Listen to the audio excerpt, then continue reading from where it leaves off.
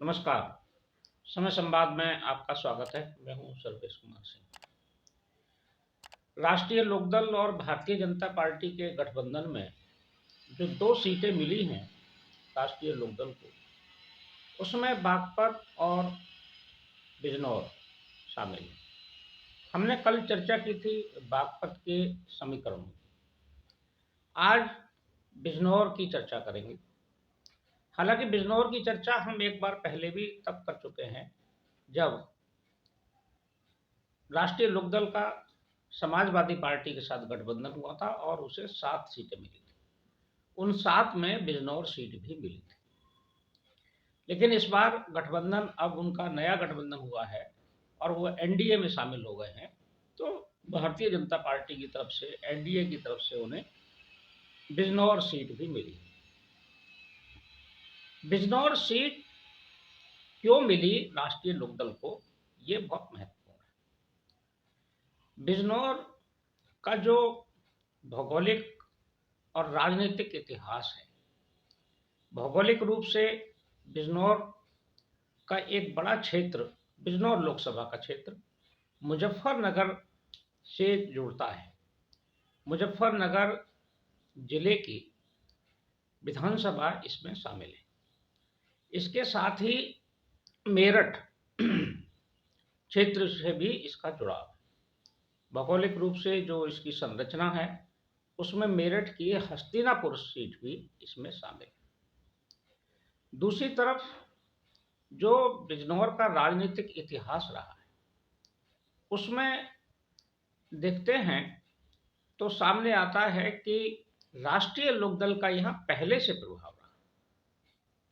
ये सीट परंपरागत रूप से, हालांकि किसी एक राजनीतिक दल की या किसी घराने की नहीं रही, लेकिन जो यहाँ सर्वाधिक जीतने का रिकॉर्ड है 1971 के बाद अगर हम बात करें, तो उसमें 4 बार राष्ट्रीय लोकदल यहाँ से जीता है। 4 बार इसलिए कह सकते हैं कि जो 77 और 80 का चुनाव था, ये भी राष्ट्रीय लोकदल के प्रत्याशियों ने ही जीता था। 77 में चौधरी चरण सिंह ने, जब जनता पार्टी में वो शामिल हुए थे, तो अपने बीएलडी का, उन्होंने भारतीय लोकदल इसका नाम था तब, उसका विलय किया था, लेकिन चुनाव बीएलडी के सिंबल पर ही हुआ था। और जो प्रत्याशी थे वो भी बीएलडी की तरफ से ही घोषित किए गए थे। चौधरी साहब के विश्वसनीय एक दलित नेता थे महिलाल, उनको 1977 में टिकट मिला और वो जीते। यानी कि यहाँ राष्ट्रीय लोकदल ही एक तरह से जीता, बीएलडी जीता। उसके बाद 1980 का चुनाव आते आते जनता पार्टी का विभाजन हो गया था और चौधरी चरण सिंह प्रधानमंत्री बने थे। उन्होंने अपनी अलग पार्टी जनता पार्टी सेकुलर बना ली थी। 2 जनता पार्टियों ने चुनाव लड़ा था, एक जनता पार्टी और एक जनता पार्टी सेकुलर। ये जनता पार्टी सेकुलर चौधरी साहब की ही पार्टी थी। इससे जो चुनाव लड़ा वो मंगल राम प्रेमी ने लड़ा। मंगल राम प्रेमी को टिकट दिया चौधरी साहब ने, तो वो जीत गए। तो यानी कि 2 बार तो उधर जीत गए। उसके बाद 2 बार फिर यहाँ से राष्ट्रीय लोकदल जीता। ये अजीत सिंह के समय की बात है, जब चौधरी अजीत सिंह पार्टी के अध्यक्ष थे। तो 2004 में यहाँ से राष्ट्रीय लोकदल ने जीत दर्ज की। यहाँ से जीते मुंशीराम गौतम। मुंशीराम गौतम राष्ट्रीय लोकदल के चुनाव चिन्ह पर चुनाव लड़े और वो जीत गए। 2009 का चुनाव फिर यहाँ राष्ट्रीय लोकदल जीता। ये चुनाव भारतीय जनता पार्टी के साथ गठबंधन में लड़ा गया था, तब एनडीए का हिस्सा हो गए थे चौधरी अजीत सिंह, और यहाँ से जीत गए संजय सिंह चौहान। ये संजय सिंह चौहान वही हैं जो अभी जो जिनको टिकट मिला है राष्ट्रीय लोकदल से 2024 के लिए इस सीट पर, चंदन चौहान उनके पिता, संजय चौहान चंदन चौहान के पिताजी थे। उनके की जीत हुई और रिकॉर्ड मतों से जीते, बहुत अच्छे मतों से जीते। तो एक तरह से 4 बार राष्ट्रीय लोकदल इस सीट पर जीता है। अब इसी आधार पर राष्ट्रीय लोकदल ने समाजवादी पार्टी में भी इस सीट की मांग की थी और भारतीय जनता पार्टी के साथ गठबंधन में भी इस सीट की मांग की थी, और भारतीय जनता पार्टी ने ये सीट दे दी। समाजवादी पार्टी ने भी दे दी थी, भारतीय जनता पार्टी ने भी राष्ट्रीय लोकदल के लिए ये सीट छोड़ दी। इस सीट पर राष्ट्रीय लोकदल ने अपने मीरापुर से जो विधायक हैं, उनके सिटिंग एमएलए हैं चंदन चौहान, उनको प्रत्याशी बना दिया। भारतीय जनता पार्टी के सहयोग से वो चुनाव लड़ेंगे। इस सीट का बड़ा रोचक इतिहास रहा है। ये सीट एक तो इस बात के लिए प्रमुख है कि 1971 के बाद हमारे पास डाटा है, तो 1971 से लेकर 2019 तक इस सीट पर जितने भी चुनाव हुए, इसमें कोई भी मुस्लिम प्रत्याशी विजय नहीं हुआ। यहां अधिकांशतः तो दलित प्रत्याशी जीते 1971 के बाद, लेकिन 2009 के बाद यहाँ सवर्ण जीते। ये चंदन चौहान के पिता संजय सिंह चौहान जीते थे। 2014 में यहाँ से भारतीय जनता पार्टी जीती और भारतीय जनता पार्टी के टिकट पर जीते राजा भारतेंद्र सिंह। भारतेंद्र सिंह जाट हैं, उनको टिकट मिला और वो चुनाव जीत गए। 2019 में फिर यहाँ से मलुक नागर जीते बहुजन समाज पार्टी की तरफ से। मलुक नागर भी गुर्जर है, तो एक तरह से इस सीट पर गुर्जर, जाट और राजपूतों का प्रभाव रहा है। हालांकि राजपूत प्रत्याशी यहाँ से कोई जीता नहीं, टिकट भी नहीं मिला किसी को। हो सकता है किसी पार्टी ने टिकट दिया भी हो, किसी अन्य पार्टी ने दिया हो, लेकिन प्रमुख पार्टियों से टिकट नहीं मिला। इस सीट की एक और महत्वपूर्ण बात यह है कि यहाँ से मायावती सांसद रही। मायावती 1989 का चुनाव यहाँ से जीती थी और उस समय जीती थी जब जनता दल की लहर थी, जब बीपी सिंह प्रधानमंत्री बने थे। उस चुनाव में मायावती यहाँ से चुनाव लड़ी और वो जीती। एक तरह से कहा जाए तो मायावती के लिए बिजनौर लॉन्चिंग पैड है, यहीं से उन्हें राजनीतिक सफलता मिलनी शुरू हुई। बिजनौर उनके जीवन की राजनीति में बहुत महत्वपूर्ण स्थान रखता है। हालांकि 1991 के चुनाव में वो हार गए।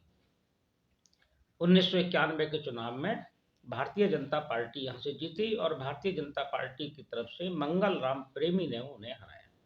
मंगल राम प्रेमी इसके बाद भारतीय जनता पार्टी में आ गए थे, जनता पार्टी छोड़कर, और वो यहाँ से जीत गए। वो 1991 में भी जीते और फिर 1996 में भी जीते। 1996 का चुनाव फिर मंगल राम प्रेमी ने जीता। हालांकि 1998 के चुनाव में यहाँ भारतीय जनता पार्टी हार गई। भारतीय जनता पार्टी के मंगल राम प्रेमी यहाँ चुनाव हार गए और यहाँ से जीती समाजवादी पार्टी। समाजवादी पार्टी से ओमवती यहाँ से चुनाव जीती। 1999 के चुनाव में एक बार फिर भारतीय जनता पार्टी ने यहाँ जीत दर्ज की, लेकिन टिकट बदल दिया। शीश राम रवि यहाँ से भारतीय जनता पार्टी के प्रत्याशी बने और वो जीत गए। 99 के बाद 2004 का चुनाव हुआ। 2004 में यहाँ मुंशी राम गौतम जीत गए राष्ट्रीय लोकदल के टिकट पर। आगे का हम इतिहास बता चुके हैं। तो एक तरह से बिजनौर बहुत महत्व का इसकी सीट है, और अब ये सीट इसलिए और महत्वपूर्ण हो गई है कि इस हारी हुई सीट को जीत में बदलने की जिम्मेदारी राष्ट्रीय लोकदल को मिली है, क्योंकि एनडीए की ये हारी हुई सीट है। एनडीए 2019 के चुनाव में इस सीट को हार गया।